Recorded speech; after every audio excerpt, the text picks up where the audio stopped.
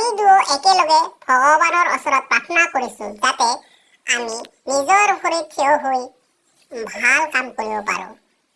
আহা, এতিয়া আমাৰ প্ৰাৰ্থনা কৰা হ'ল, আমি একেলগে যাওঁ।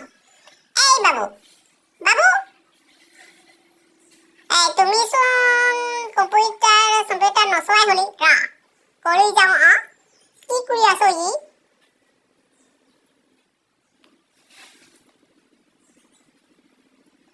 লেখা পঢ়া নিশিকিলে জানো আজিকালি ভাল মানুহ হ'ব পাৰি?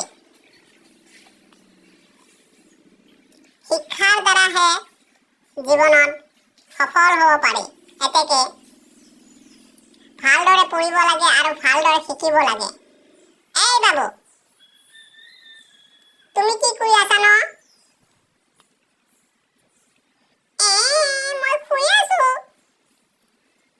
কিতাপ পঢ়ি পঢ়ি ভাগৰি পৰিলো। কিমান আৰু কম্পিউটাৰ শিকিম? মোক টোপনি লাগিছে। ভাল মানুহ হ'বলৈ হ'লে টোপনি বাদ দিব লাগিব।